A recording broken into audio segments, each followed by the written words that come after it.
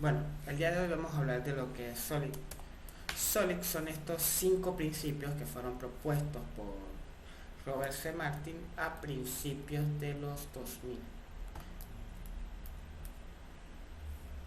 Este señor reunió cinco cosas que le parecen a él pueden mejorar y establecer de forma más normal la escalabilidad de nuestro sistema, permitiéndonos que sea reusable, que pueda cambiar de forma fácil y ajustarse a los nuevos requerimientos a medida que se van dando, sin hacer que las clases estén sobreacopladas. Es decir, busca con estos principios tratar de evitar la mayor cantidad de acoplamiento, la mayor cantidad de complejidad en una sola clase, permitirlas estar limpias y ligeras para que estas puedan ser reimplementadas, reutilizadas, corregidas, aumentadas y no tener que cada vez que todo que esto vaya haciendo, se vuelva un caos. Entonces él establece en su libro, en sus escritos, estos 5 principios que ha ido defendiendo a través de los años. Él, a pesar de que al principio los declara, los define de una forma diferente, reunido con un amigo descubrieron que sería una forma más mnemónica de aprenderlo, hablando de Solid. Y Solid, ordenándolos de esta forma, que significa sólido en español, es decir, también nos permite en estos principios generar código más sólido porque es más rentable y genera la menor cantidad de problemas. Estos principios también se van a incluir 2 principios, uno implementado por Barbara Liskov y otro por Bertrand Meyer. Los principios SOLID, más que ser una regla o cosas que debemos seguir obligatoriamente, debemos verlos como recomendaciones para programar. No es que siempre utilizar el principio SOLID sea la solución y podemos encontrarnos situaciones en las que quizá logra complicar más de lo que debería el código, y siempre debemos pensar también que a veces es mejor dejarlo simple que estar haciendo algunas complicaciones de forma inmediata o agregarle complejidad accidental. También debemos pensar que a veces no es tan simple llegar a algunos conceptos de Solid, algunos de los principios, implementarlo la primera vez que nosotros desarrollamos código. A veces puede ser algo que podamos ir implementando a medida que vamos haciendo refactorizaciones y limpieza de código. Entonces tampoco hay que embotarnos en el hecho de que esto va a ser así, que lo vamos a usar así y que de esta manera va a funcionar. El primer principio que tenemos es bastante aparente sencillo, pero realmente es complicado de ver a la hora de usarlo, quizá, porque nos dice cada módulo tiene una y solo una razón para cambiar.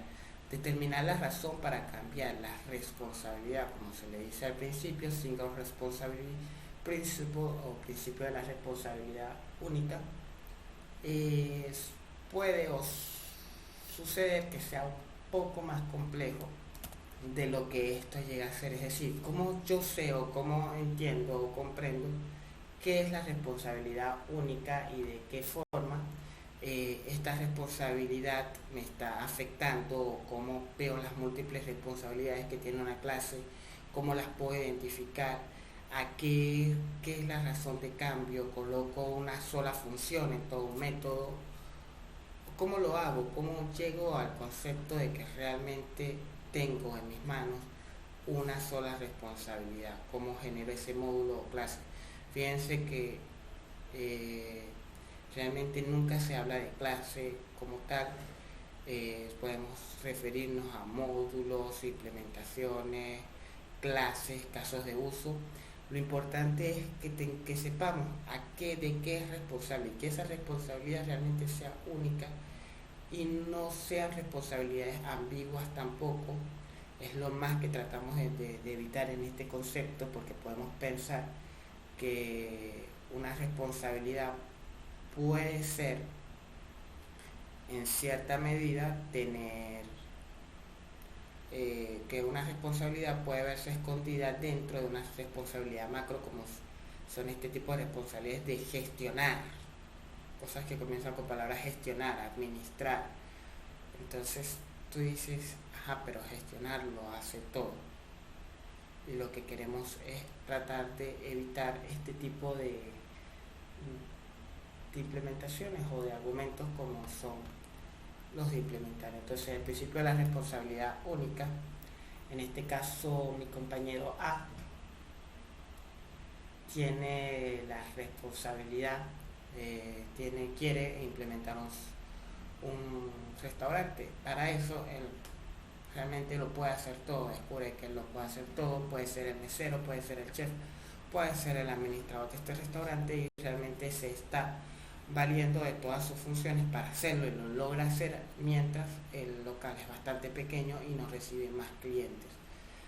A medida que el restaurante se va haciendo popular, más clientes van llegando, por lo que más clientes tienen diferentes necesidades y tienen más cosas que hacer. De repente está atendiendo las mesas y tiene que irse a hacerse chef, o está cocinando y tiene que estar al mismo tiempo de cajero. El hecho de que A tenga tantas responsabilidades lo va a hacer probablemente fracasar en alguna de estas, o ser muy lento en esta, que una de las actividades, por ejemplo cobrar en caja, retrase la atención de las mesas, y no tiene nada que ver el hecho de que estos dos procesos no tienen nada que ver, o por lo menos a la vista de código no debería, porque las actividades de caja tener que ver con mesero.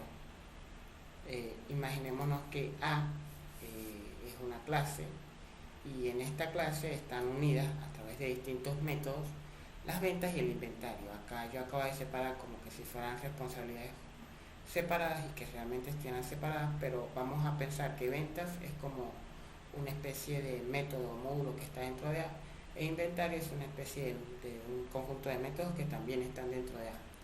En los métodos de ventas se gestiona todo lo que tiene que ver con ventas, y el proceso de inventario se gestiona todo lo que tiene que ver con el inventario. Supongamos que A en realidad es una clase que le podemos llamar producto con nombre general. Esta clase producto se va a encargar de todo lo relacionado con producto, por lo que en algún momento yo determino que la salida de producto, es decir, la venta de un producto, y el hecho de que entren nuevos productos al inventario cumplen con la misma responsabilidad y parecen lo mismo, porque al final uno disminuye el inventario y el otro agrega. Entonces podría parecerle a algún desarrollador que esto está unido por el mismo caso de uso y está prácticamente dentro de las mismas funciones. Pero cuando notamos realmente lo que se hace en ventas y lo que se hace en inventario, podemos notar que existen diferentes formas o cosas o motivos por los cuales este debe cambiar. Entonces, al examinar los motivos que puede tener ventas para cambiar e inventario para cambiar, encontramos que ventas realmente está muy relacionado con la persona que está sentada en la mesa, con el cliente, e inventario está realmente relacionado con el proveedor. Podríamos conseguirnos con situaciones como, por ejemplo, el cliente puede requerir una factura y el proveedor enviar un tipo de factura diferente. En el caso del cliente, imaginémonos que dentro de nuestra clase de producto general, porque recuerden, todo esto está metido dentro de acá, nuestro cliente quiere que las ventas, cuando se termine de vender, se imprima la factura. Y el proveedor de inventario nos dice que cuando él traiga su inventario, realmente él te va a dar una factura electrónica, la cual procesas a través de plugins, y con un plugin también haces el pago de PayPal, y todo eso lo tienes que gestionar en este producto general. Resulta que el hecho de que se imprima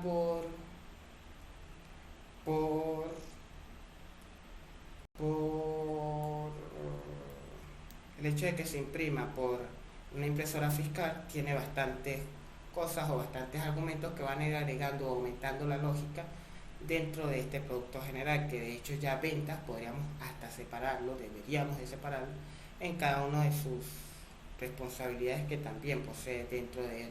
A la hora de vender puede agregar descuentos, puede agregar y podemos definir distintas clases que se encarguen realmente y tengan una sola responsabilidad. Por ejemplo, el módulo de descuentos solo se encargue de ver los descuentos que están aplicados a la orden y el módulo de facturación solo de facturas. Esto quiere decir que el cliente realmente está dando las pautas para este caso de uso, para todo lo que tiene que ver con los casos de usos asociados a ventas. Y el proveedor es el que va a decirnos lo que tiene el inventario. Entonces también tenemos que pensar que un motivo para cambiarlo, la responsabilidad de cambio, puede venir desde clientes externos como de clientes internos, que ya pueden ser clases que literalmente implementan otras clases, entonces también generan razones para cambiar. No debemos pensar que el hecho de que hablemos de responsabilidad única quiere decir que una clase como tal o un módulo solo hace una función y ejecuta una función y luego esa función la sacamos a otra clase y así para que generamos solo clases con una función. No es realmente lo que se busca. Lo que se busca realmente es que estas funciones sí tengan una razón de estar allí, que nosotros agrupemos las cosas realmente por las cosas que realmente tienen una razón de estar en común y su motivo de cambio, la motivación de cambio siempre esté de acuerdo a la misma, al mismo vertiente, es decir, la forma en la que cambian. Por ejemplo, las cosas que tienen que ver con ventas puede que normalmente cambien por las cosas que tienen que ver con el cliente, y las cosas que tienen que ver con el inventario puede que normalmente cambien con el proveedor, que dentro pueden existir muchas otras responsabilidades, sí, pero el cliente nos determina las ventas. Luego podemos tener estrategias para el descuento que van a ser definidas más que todo por gerencia, y vamos dividiendo responsabilidades de forma de que quien nos dicta el cambio sea un ente realmente conocido, y las agrupamos de tal forma de que estén juntas las cosas que cambian en conjunto y separadas de las cosas que no cambian por la misma razón, que la persona que le da el cambio no es la misma. Entonces, el principio de responsabilidad única normalmente se viola cuando A tiene muchas responsabilidades dentro que pudiera dividir en distintas responsabilidades, ya sea de subtipo A, o enviarlas literalmente hacia otro módulo de tal forma que ella no tenga nada que ver y no existe esa extraña dependencia. El mantener y tener el principio de responsabilidad única estable nos permite evitar que surja una clase todopoderosa que gestiona y hace todo, y nosotros siempre, si esta clase falla, si esta clase tiene algún problema, si cada vez que nosotros tenemos que meter código acá se vuelve tedioso, fastidioso, entonces cumplir con el principio de responsabilidad única nos permite tener clases pequeñas, cortas, acotadas, con un funcionamiento que cuando uno lee el nombre de la clase realmente hace lo que tiene que hacer, y las subclases que están siendo implementadas por ella también hacen lo que tienen que hacer. Entonces está bastante dispersa la responsabilidad. Agregar nuevo código se hace más fácil por el hecho de que solo es una responsabilidad, lo que nos lleva a pensar que el segundo principio, Open Close Principle, está bastante ligado con este, y sí, estrechamente, si los dos se cumplen tenemos un código bastante limpio. Sin embargo, es posible tener uno sin tener el otro, entonces tampoco debemos unir los dos en un solo principio. El segundo principio fue colocado por Bertrand Meyer y nos dice que solo puede modificarse el comportamiento de un software añadiendo más código, nunca modificando el ya existente. Esto quiere decir que para nosotros debemos tratar, de una vez terminamos y cerramos un módulo porque lo hicimos bajo TDD y cumplimos con todas las expectativas que nos definía la clase o el módulo, la interfaz, el software, el componente que estábamos creando, el caso de uso, XY, este debería de quedar como finalizado y además debería de quedar abierto a extensión. ¿Qué significa abierta a extensión? Que existe una estrategia ya preparada o prediseñada dentro de este módulo por si acaso alguien quiere agregar nuevas cosas sin tener que dañar o tratando de dañar lo menos posible el código siguiente. Porque el principio open close realmente puede ser difícil de aplicar a buenas a primeras, igual que el primero. Estos son dos principios que quizás no tienen un manuscrito de, oye, haz esto para llegar a colocar este principio en práctica. Este principio normalmente lo vemos como situaciones donde cada vez que yo quiero agregar una nueva línea de código, ¿verdad? Tengo que modificar código. Oye, no se está presentando pantalla.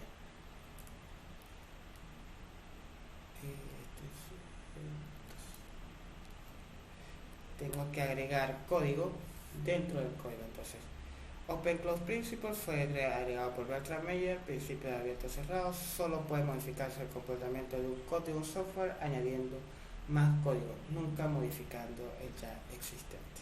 De nuevo a lo que se estaba presentando. Este principio viene dado porque cuando nosotros agregamos código, normalmente lo que nos damos cuenta o lo que nos encontramos es con el hecho de que para agregar nuevas líneas de código hay que modificar código que ya existe y hay que estarlo buscando como si uno fuese un cazador de código que va a revisar cada una de los módulos e interfaces para ver dónde se hizo esto y qué cambios va a hacer, y luego uno encuentra que existe código bastante acoplado al hecho de que A sea igual a A y A igual a B en distintas secciones de código, y esto va creciendo, y cada vez que uno necesita interactuar con A, con lo que sea A, con este variable A, o hacer cosas que dependen de B y cosas que dependan de que A sea igual a A, en realidad es de eso. Entonces tenemos que ir colocando esto sí, nuestro código empieza a llenarse de bastante sí, y cada vez que yo quiero agregar una nueva modificación, termino dañando el código. Imaginémonos por un momento que tenemos el método calcular. Calcular es un método bastante simple. Cuando me lo pidió mi jefe me dijo que calcular viene de una API X que lo va a usar y va a enviarle dos parámetros A y B que son de tipo numérico y una operación que es un carácter. ¿Y qué tengo que hacer yo? Si el carácter es suma, devuelvo la suma de A más B, y si el carácter es resta, entonces devuelvo la resta de A menos B. Esto se ve bastante fácil, simple la primera vez que me lo dijeron, pero luego cuando yo abrí un poquito más el catálogo y quise agregar una nueva operación, agregué la operación multiplicar y me di cuenta que tengo que agregar un nuevo sí a mi método calcular. Mi método calcular nunca deja de crecer, siempre está creciendo cada vez que yo voy agregando una nueva operación. Mi método calcular está creciendo, necesita ser recompilado. Las funciones de suma y resta pueden verse afectadas por condiciones que yo coloque antes o después por este caso que está acá, XY. Pueden darse errores dentro de esto o agregarse nuevas dependencias que no afectan a estos casos, y eso me va generando conflictos dentro de mi código. Imaginémonos por un momento que yo puedo solucionar esto quizás con un factory, que este factory no tiene por qué estar acá, puede haber estado más allá y mandarme la operación directamente acá, pero el factory, que es un patrón de diseño que me devuelve una clase de tipo operador, y yo desconozco la implementación real, porque puedo haber definido una implementación de operador suma, operador resta, operador multiplicación, que implementa dentro de sí el método resolver. ¿Qué hace resolver? Esto que está acá, esta función a más b, a menos b, a por c. Y yo simplemente retorno dentro de mi función el operador punto resolver. Simplemente eliminé del método calcular o de la clase calcular el saber qué tipo de operación debías realizar, y lo dejé abstracto o lo dejé a criterio de lo que está en operador. Y operador punto resolver y el método calcular no va a seguir creciendo, porque calcular solo depende de estos dos.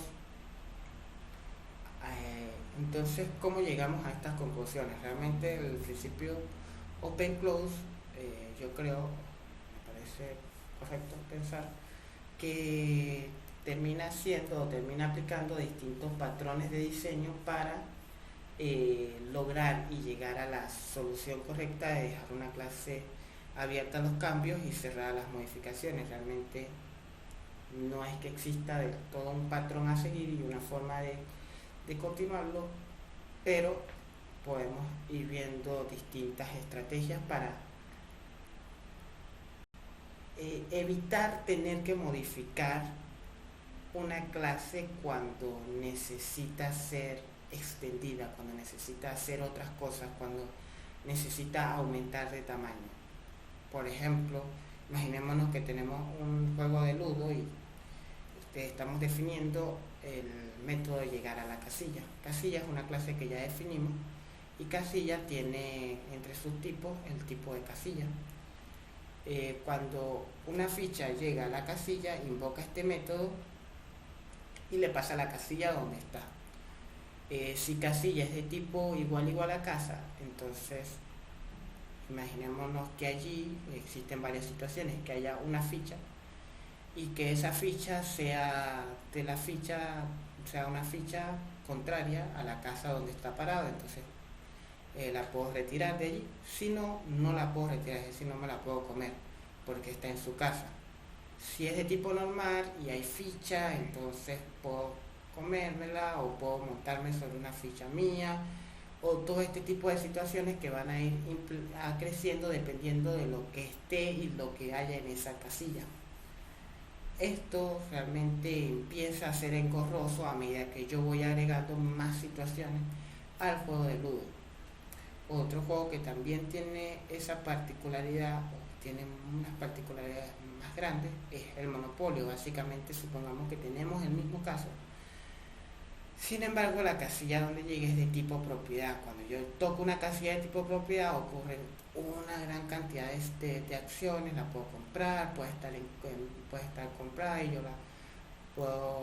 debo pagarle al propietario, etcétera. También puede ser de tipo casilla y de tipo casualidad, y tengo que levantar la tarjeta y no sé qué. Entonces, llegar a la casilla se está llenando de mucha información que al final no la requiere. No quiere saber si casilla punto tipo es de tipo propiedad, no quiere estar ejecutando todos los métodos, todas las cosas que tienen que ver con propiedad, y luego implementar todas las cosas de casualidad. Y si yo quiero modificar, imagínense que Monopolio no es un juego certificado, sino que está en plena producción y apenas estamos creciendo en las reglas, y la persona que la está ideando está pensando siempre en nuevos tipos de casillas.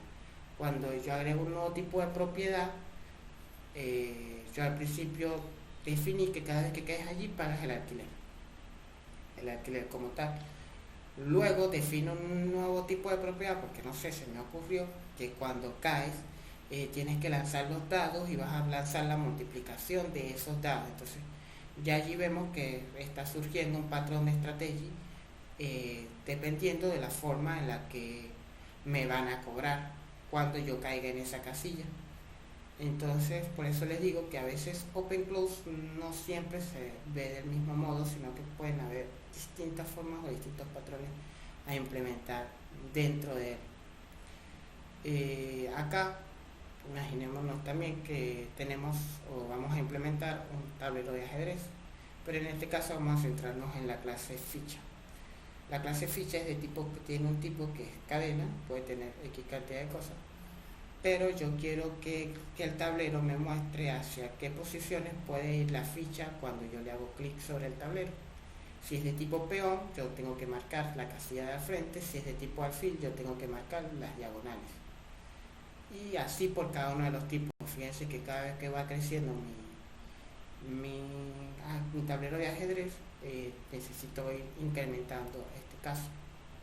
Entonces, cuando es de tipo peón, yo le doy clic sobre el peón y me marca la casilla de al frente. Si es de tipo alfil, lo que va a pasar es que me va a marcar las casillas subsiguientes, es decir, las otras casillas, las que no son de las diagonales. Entonces este efecto es el que yo quiero. Cuando agregue el caballo, tengo que agregar también acá la lógica. Imagínense la lógica, que es i más 1, y menos 1 hacia acá, no sé qué cosa, mantengo i, lo que sea que necesite. Y cuando agregue el caballo, también mi estrategia para llegar acá, la estrategia para llegar acá, esto, y la forma en la que voy a representar cada uno de los movimientos de mis diferentes fichas. Entonces, mi jefe en realidad no quiere hacer un ajedrez como tal. Él quería tener primero los movimientos básicos del ajedrez para luego tener un nuevo juego en el cual él va a implementar también distintas formas de movimientos alternas a las tradicionales.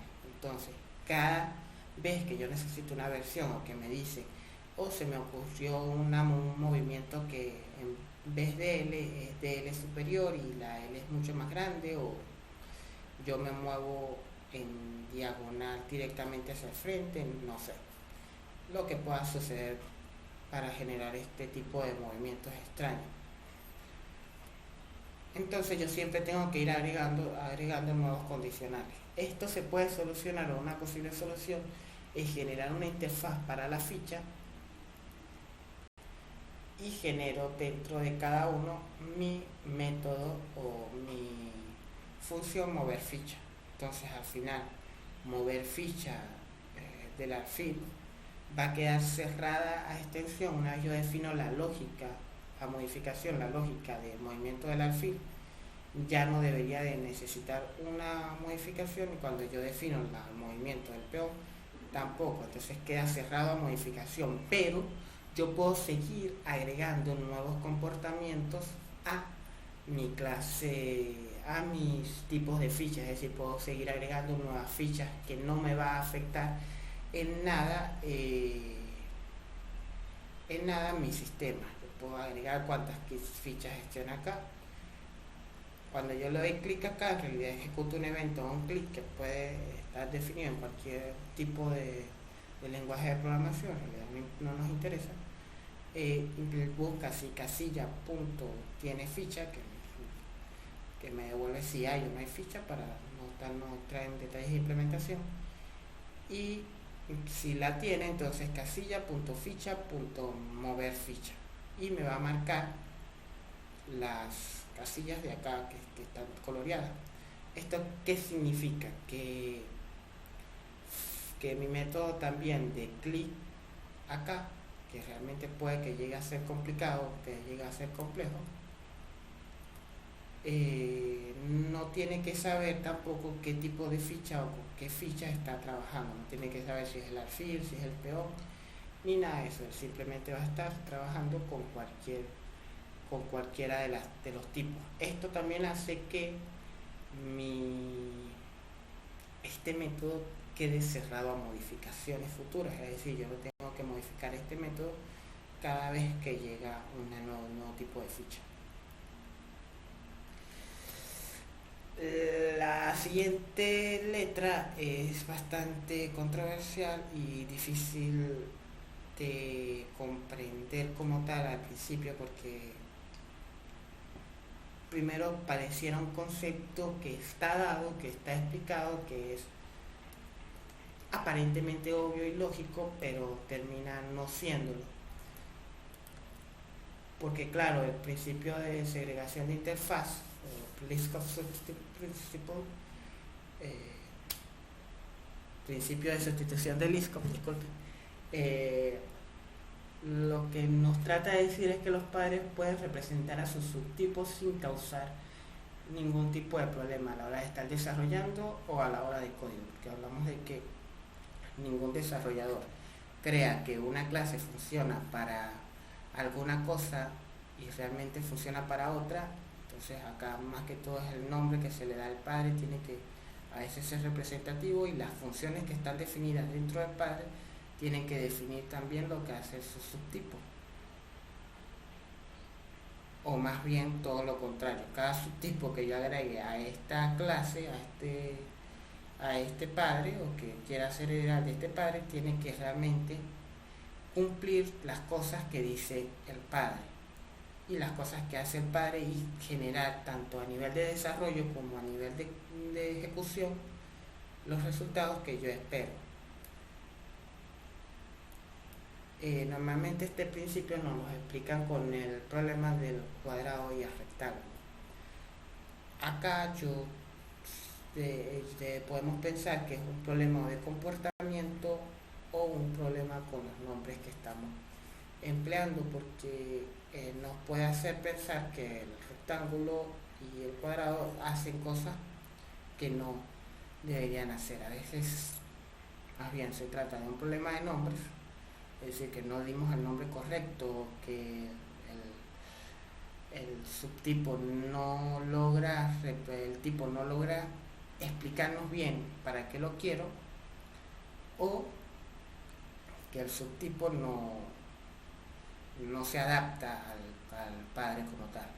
Veámoslo con un ejemplo que quizás quede más claro. Imaginémonos que estamos desarrollando una pequeña granja, y en esta granja podemos colocar animales. Como estamos en tierra, vamos a solo colocar animales que respiran oxígeno, la respiración de oxígeno y todos estos animales. La respiración de oxígeno como tal es un proceso complejo, es un método definido que es respirar oxígeno, y realmente genera ese mismo proceso, se administra, genera el oxígeno, recibe el oxígeno y va y hace las funciones que tenga que hacer. Yo puedo pensar que en este caso todos los animales que respiran oxígeno pueden implementar o extender de esta clase, ya sea una clase o interfaz. Entonces todos van a respirar oxígeno de la forma en la que está definida la clase principal. Como el método era bastante complejo, el que está creando este pequeño juego que tiene la granja se le ocurrió que va a generar un animal que respira cianuro, y el cianuro lo va a vender, lo va a colocar a la venta. El oxígeno es gratis y el cianuro es caro, es comprado. Pero el desarrollador decide que para poder implementar todo lo que dice nuestro animal que respira oxígeno, es decir, para no tener que hacer tanto trabajo, yo simplemente voy a crear dentro de esta clase, que obviamente dice en su nombre que respira oxígeno, un animal que respira cianuro. Este animal que respira cianuro nos va a causar un problema cuando otro desarrollador quiera trabajar con la clase animal que respira oxígeno, con la interfaz o la clase. Recuerden que nosotros podemos pasarle al método simplemente el nombre de la interfaz, no tenemos por qué pasarle los nombres concretos de sus implementaciones.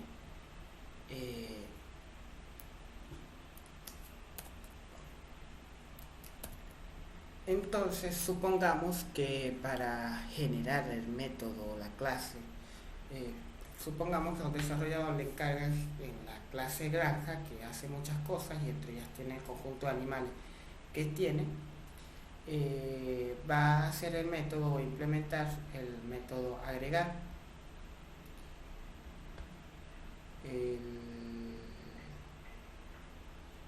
El método agregar como tal, agregar animal, recibe un animal que es de tipo animal que respira oxígeno. él realmente no sabe cuál de todas estas clases va a implementar dentro de la función. Él solo espera que el animal respire oxígeno, porque le dijeron en la granja solo vamos a colocar los animales que respiran oxígeno. Él hasta ignora la existencia de esta clase. Cuando él generó su interfaz agregar que alimenta oxígeno, resulta que él genera oxígeno, que oxígeno, ahorita yo dije que es igual a una cadena que dice oxígeno, pero que esto puede ser cualquier cosa, cualquier elemento, un objeto, etcétera, un tipo, un número que le permita al animal respirar. Todos los animalitos de la clase perro, todos los animalitos de la clase gato y todos los animalitos de la clase ave van a poder entrar a la granja y yo lo voy a poder agregar de forma normal.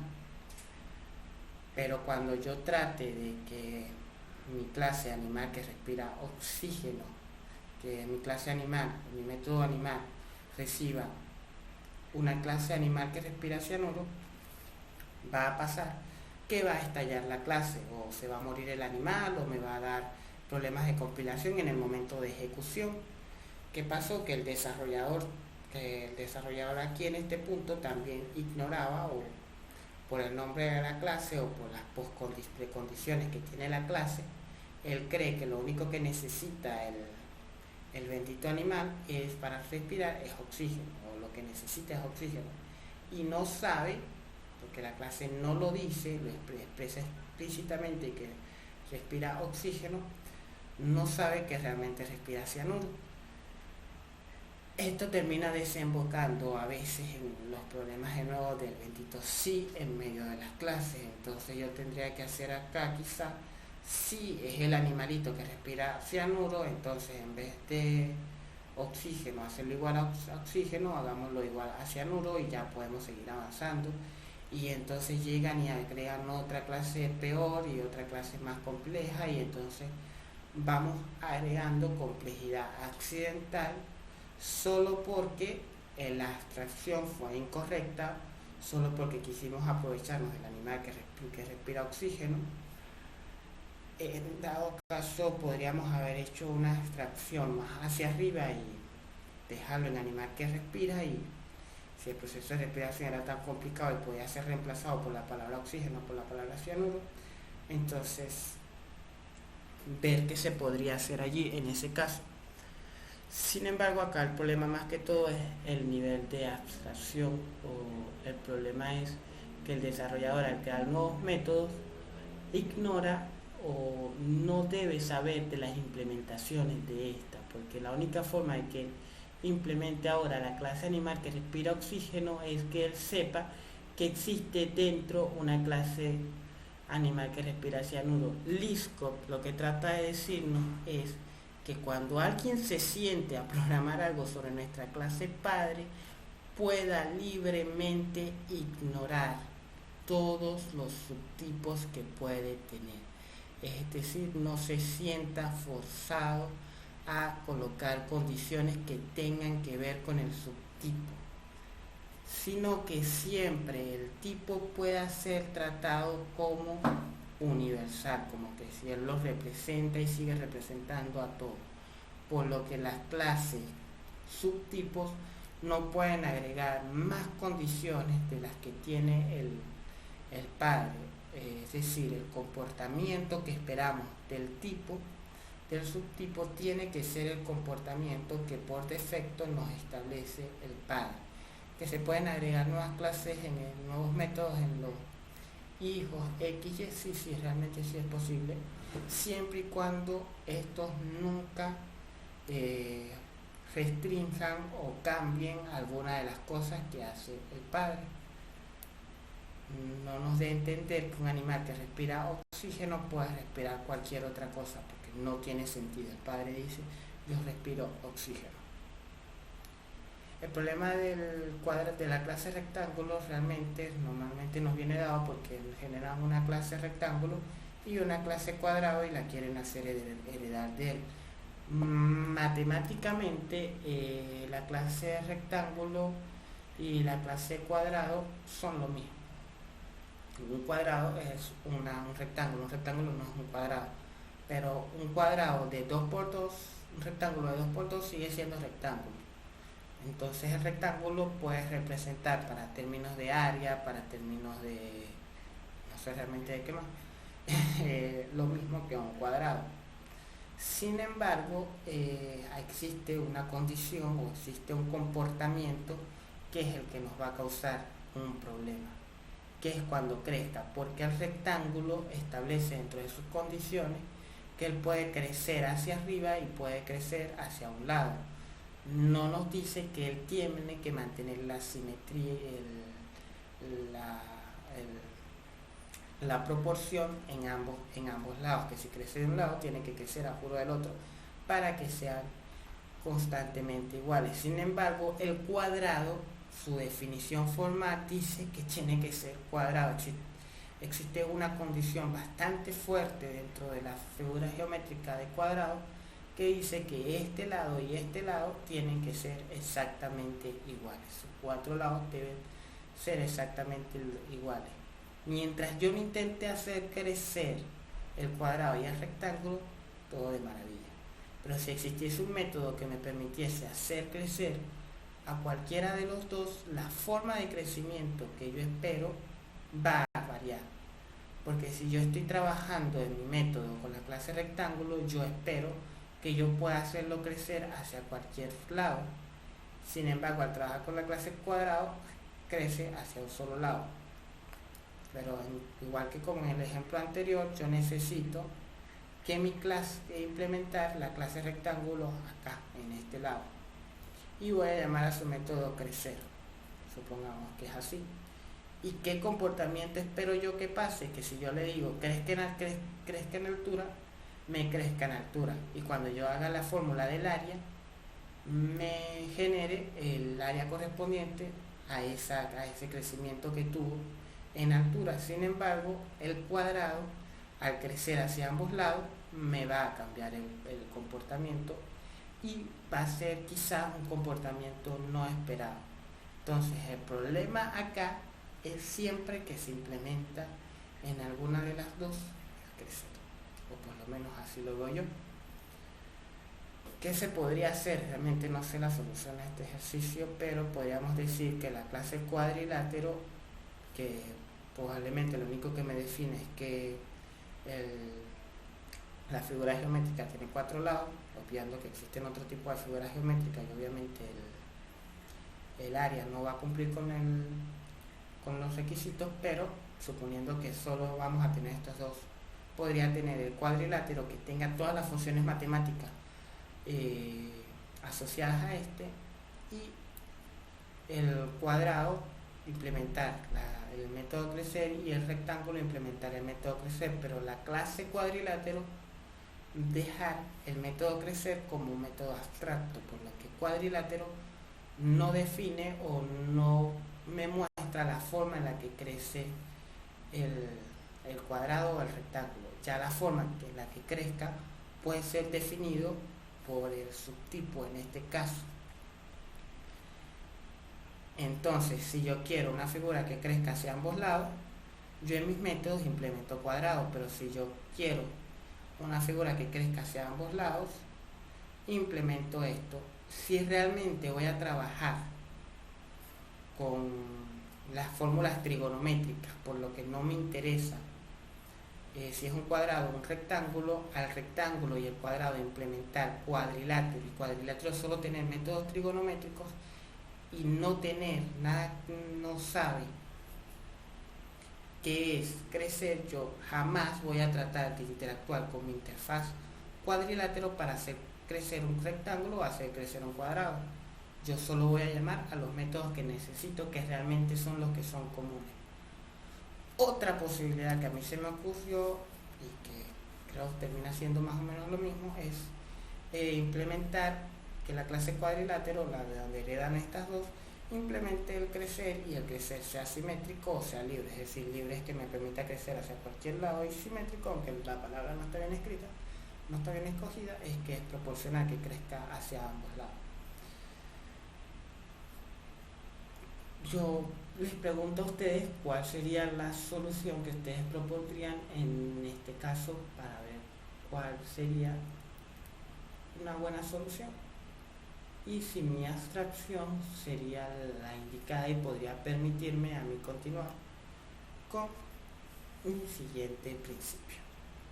Integración, Interface Segregation Principle, perfectamente dicho en inglés, o principio de segregación de interfaz. Vamos a ponernos para abajo y vamos a ver de qué nos habla este principio, que básicamente lo que nos quiere decir es que cuando uno crea una interfaz o hace una clase o genera una clase, esta clase debe exponer hacia nuestro cliente, la clase que lo implementa realmente. Recordemos, cliente aquí en este caso es la clase que implementa la otra clase o que quiere usar o trabajar con la otra clase.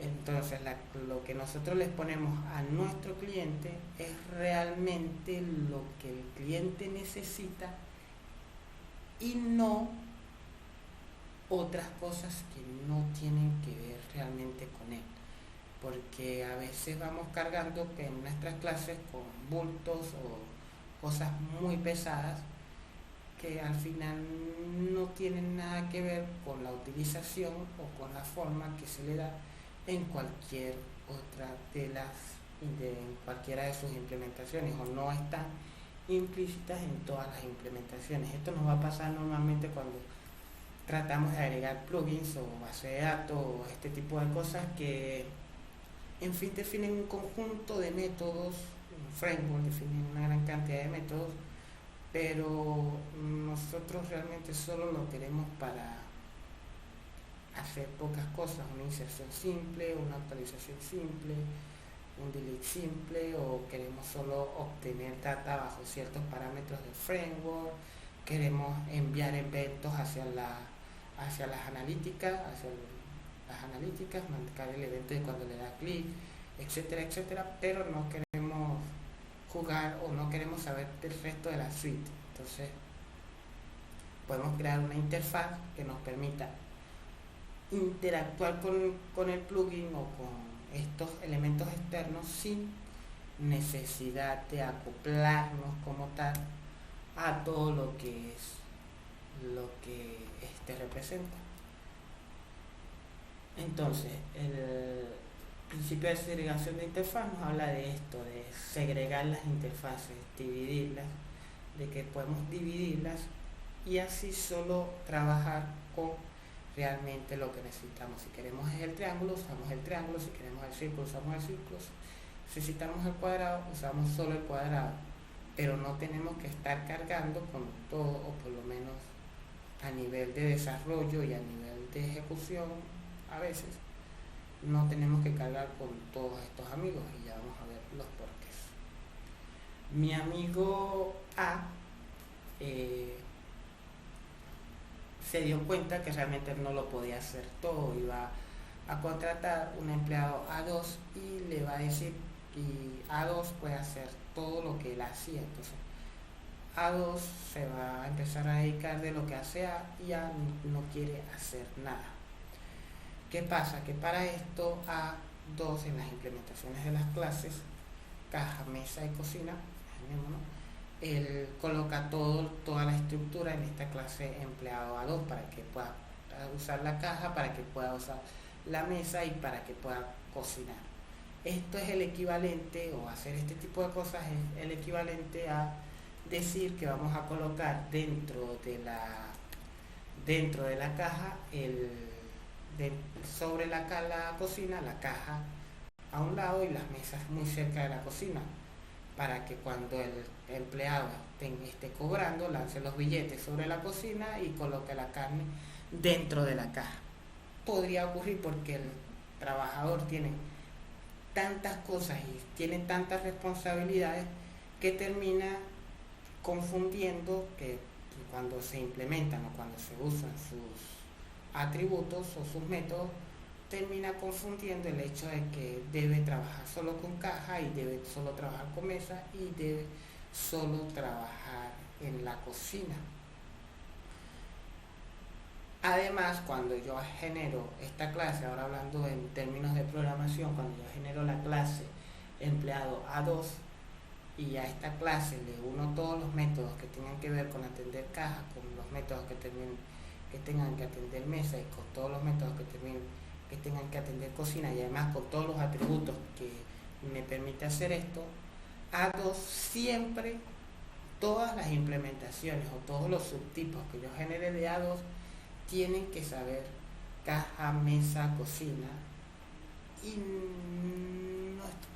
no podría decir o no podría implementar a A2 solo para atender la caja. Es decir, yo tengo mi formato, mi contrato, la forma en la que yo contrato a mis empleados, y resulta que en el contrato yo establecí que tenían que saber de caja, tenían que saber de mesa, tenían que saber de cocina, pero realmente el empleado solo va a saber de caja o solo va a saber de cocina, y existen chefs muy buenos que no saben de estas dos cosas, pero yo condicioné en los empleados que contrato, en el tipo de empleado que contrato, que tengan que saber de caja y que tengan que saber de mesa. Entonces no puedo contratar ningún chef que solo se encargue de la cocina, porque mi contrato de empleado me dice que estoy cargando todo esto. En este caso es como que si contratáramos a un mesero.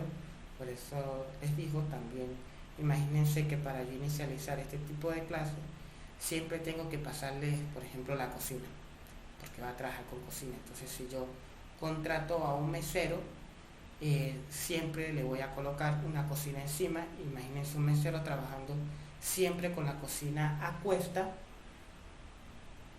por una razón totalmente innecesaria. ¿Qué debo hacer yo? Segregar las habilidades que quiero dependiendo de lo que va a trabajar. Caja solo debe conocer de las habilidades de cajero y de los atributos de cajero. Mesa solo debe conocer de las habilidades de mesa, y cocina solo va a saber de la habilidad de cocina. Esta clase de empleado que lo sabe hacer todo puede encajar en cualquiera de los trabajos. Yo puedo declarar un objeto empleado A2 y me va a poder cubrir la caja, me va a poder cubrir la mesa y me va a poder cubrir la cocina. Cocina, cuando yo esté ejecutando sus métodos, no sabe y no tiene nada que ver con caja y con mesa, porque no están acoplados.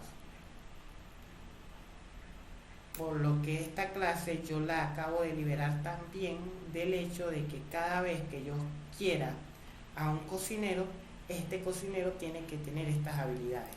Teniéndolo así, este cocinero, cada vez que yo quiera usarlo, tengo que darle esta cantidad de habilidades que no necesita. Así yo pudiera generar estas abstracciones, en la cual el empleado lo sabe hacer todo, pero yo solo voy a utilizar los métodos que tienen que ver con la caja, porque yo estoy ahorita contratando a este empleado para que sea cajero.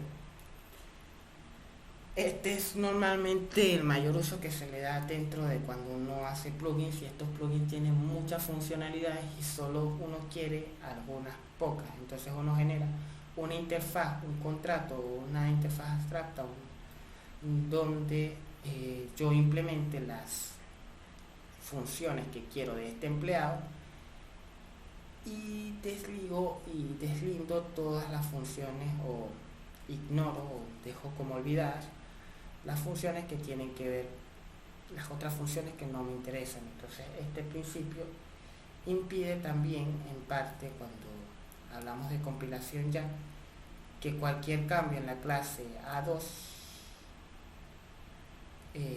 viéndolo así, va a necesitar una clase caja.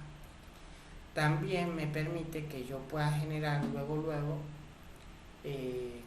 cajeros o clases que solo sepan de caja, y deslindar estas responsabilidades que no tienen nada que ver. Cabe destacar que para este ejemplo la clase de empleado 2 tiene más de la responsabilidad que debería de tener, pero lo hice así para que se pudiera ver y notar más que todo el principio de segregación de interfaz. ¿Qué hacemos? Generamos una clase A que tenga la interfaz de A, o sea, los métodos que necesita A, una clase B que tenga los métodos y los atributos que necesita B, y una clase C que tenga los métodos y atributos que tenga C. De esta forma, A solo tiene que ver con las cosas que él quiere, y fíjense que esta parte es bastante importante. Cuando definimos la interfaz, siempre la definimos pensando en A y nunca pensando en este amigo de acá. Es decir, nosotros debemos aplicar este principio siempre pensando en el cliente, en qué quiere hacer el cliente, en qué quiere hacer el cliente, qué quiere hacer la caja, qué quiere hacer la mesa, qué quiere hacer la cocina. Que el empleado sabe cocinar de manos y con los pies, parado de manos y con los pies. No, si mi clase cocina no necesita esa habilidad, también la va a ignorar. Entonces, mi clase C solo toma de la interfaz cocina las cosas, define una interfaz cocina para las cosas que él quiere, y todo el resto también queda ignorado, por así decirlo, para la implementación de C o para el uso que le va a dar C. De esta forma también evitamos que se sienta que el mesero tiene una cocina encima, porque no, o que el cocinero tiene una caja que no va a usar para absolutamente nada. Yo puedo, como les dije, dividir también esto en distintas implementaciones de la interfaz mesa, de la interfaz cajero y de la interfaz cocina, sin necesidad de que estas interfaces aparezcan, y lograr una extensibilidad también un poco mayor. Quizás ya luego no consigo una clase de empleados que le encaja con todo, pero sí consigo cajeros que solo saben de caja, cocineros que solo saben de cocina, etcétera, etcétera, etcétera. Entonces, segregar la interfaz viene más dado por trabajar o dejar que mis implementaciones sepan solo de esto. Y esto acá podríamos decir que clase de empleado podría ser quizá un patrón fachada, y el patrón fachada, recuerden que encapsula muchas clases que quizás tienen un tema o un tópico común, pero a veces no tienen, algunas cosas no tienen mucho que ver una con la otra. Entonces, con esta interfaz yo puedo simplemente obtener lo que de la fachada, lo que yo quiero.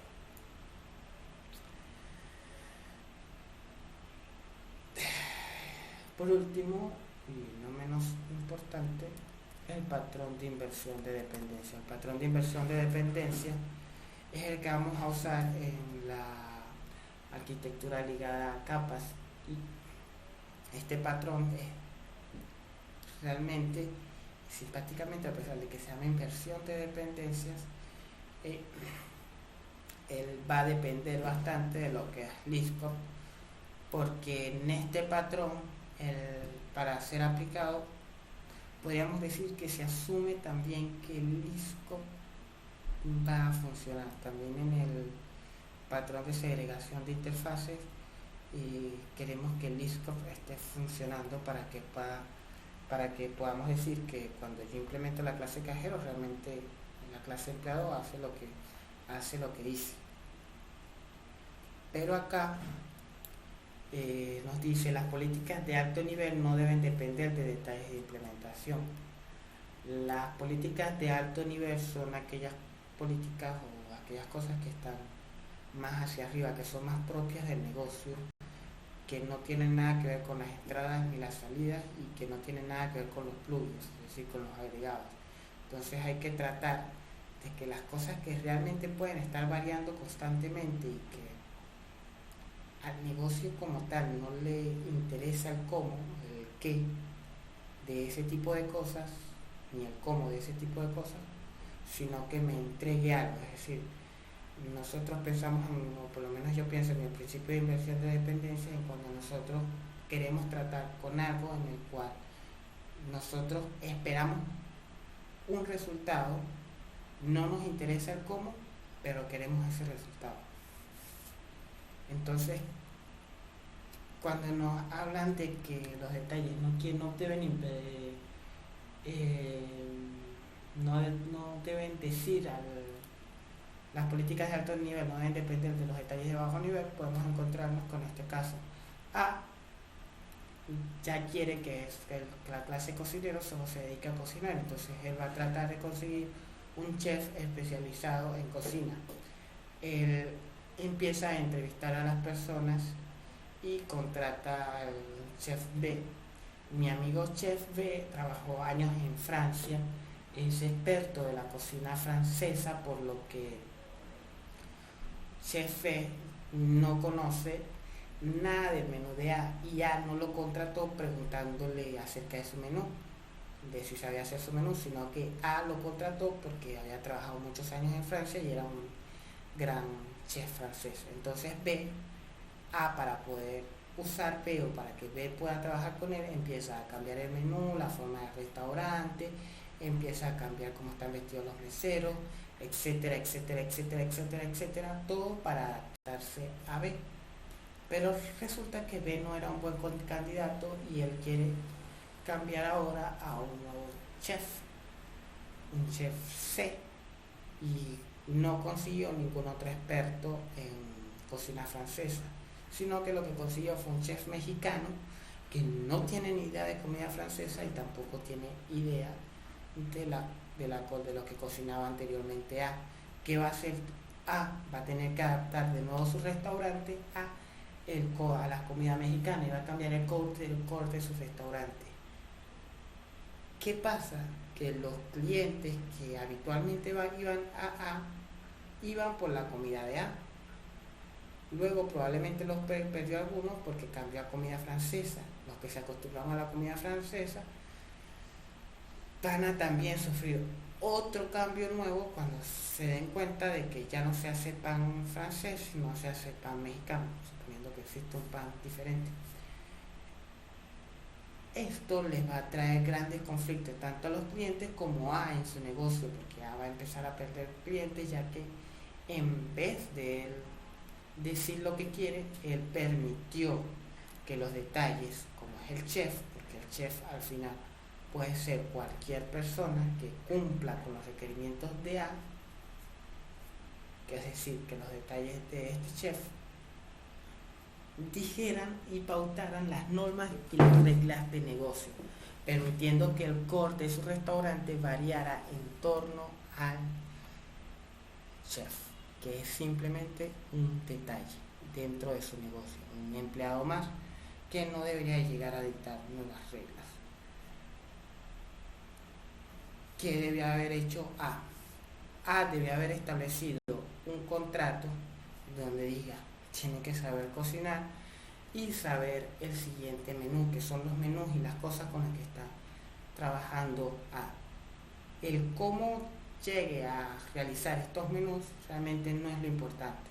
Es decir, si hace pan y el A solo le interesa el pan francés, el cómo lo haga, si lo hace mexicano o lo hace al francés o lo hace de forma francesa, X, Y, si le echa agua, la forma en la que cocina cada platillo no le interesa a lo que le interesa es poder servir la sopa de pollo que él está acostumbrado a servir en su restaurante.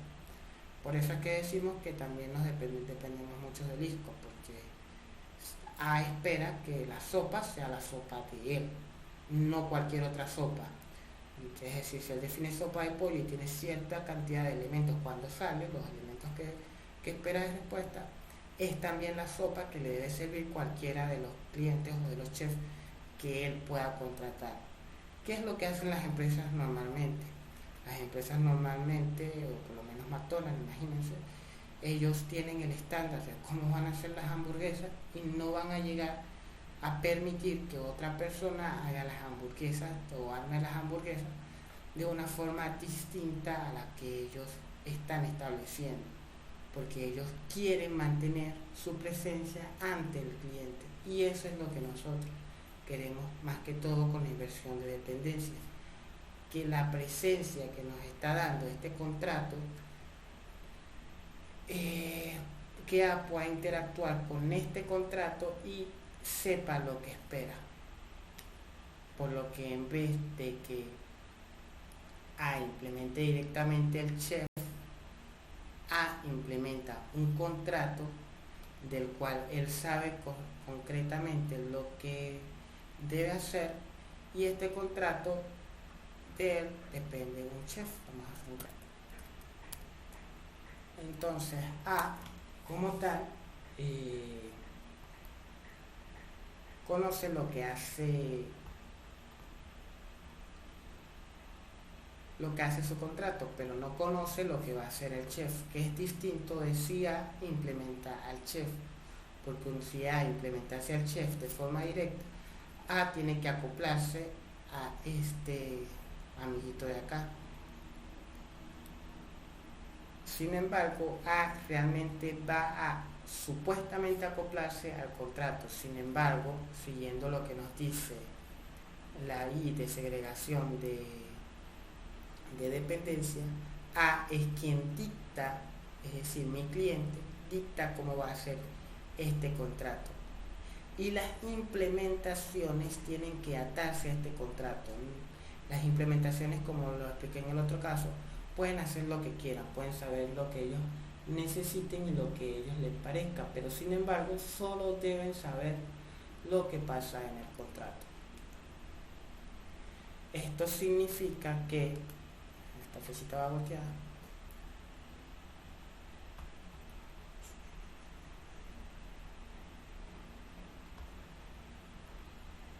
Que la clase de dominio, es decir, mi clase principal, la clase donde yo tengo el negocio, donde tengo mis reglas de negocio, lo que hace es implementar una interfaz, es decir, él establece lo que él necesita, como que dijera: yo te voy a entregar a ti lo que quiero. Yo quiero guardar en base de datos, yo quiero eliminar de base de datos, yo quiero modificar de base de datos. Ahora, lo que esté aquí abajo en la implementación no me interesa. Realmente yo quiero que cuando yo llame a mi evento, a mi interfase guardar en base de datos, se guarde. Esto, yo ahora puedo generar tantas implementaciones como yo quiera para cumplir con esta interfaz. Yo puedo cambiar esta implementación por cualquier otra implementación, y mi programa, mis reglas de negocio van a seguir estando igual, van a seguir funcionando, porque en vez de interactuar con la clase directo, está interactuando a través de una interfaz, y esta interfaz tiene que cumplir con lo que me dice, y estas implementaciones tienen que cumplir también con lo que me dice la interfaz. Entonces, tanto clase de dominio, la clase de dominio depende de lo que dice la interfaz, y la interfaz es creada en base a lo que dice la clase de dominio. Es decir, la clase de dominio implementa la interfaz y hace todo lo que está definido en la interfaz. Esta interfaz es creada en base a la clase de dominio, no en base a ninguna otra cosa, no en base a lo que hace una implementación en específica, no en base a lo que nosotros creemos, sino aplicamos segregación de interfaces. Hacemos la interfaz de acuerdo a lo que va a necesitar mi clase de dominio. Y todas mis implementaciones solo conocen de la interfaz. Mis implementaciones también ignoran a mi clase de dominio, por la cual ellas no se preparan para cumplir con mi clase de dominio, ellas se preparan para cumplir con mi interfaz. Es decir, el candidato que voy a contratar solo se prepara o hace sus cursitos para cumplir con el contrato. ¿El contrato en dónde va a ser? No lo sé. Si yo sé hacer todo lo que me dice el contrato, yo puedo interactuar con cualquier evento que implemente mi contrato. Por lo que, para que esto ocurra o sea factible, la clase dominio se deben cumplir tanto con la segregación de interfaces como con la inyección como con el concepto de disco, porque es la clase de dominio que va a decir qué tiene que hacer y cómo lo tiene que hacer. Es decir, es la clase de dominio, esto tiene que quedar bastante claro, la que me dicta a mí cómo voy a escribir el contrato. Mi clase de dominio me dice qué tiene que hacer, o sea, qué quiero yo que me haga la implementación que estoy buscando. ¿Qué quiero yo que tenga la implementación que estoy buscando? Él solo va a establecer lo que quiere. Es como que si él solo hiciera la petición, un request de lo que necesita. Y luego las implementaciones, las distintas implementaciones deben encargarse de cumplir con estos requests como lo pide mi clase de dominio. Y bueno, chicos, eso fue todo por hoy. Yo espero que esto haya quedado claro y que no haya sido muy largo.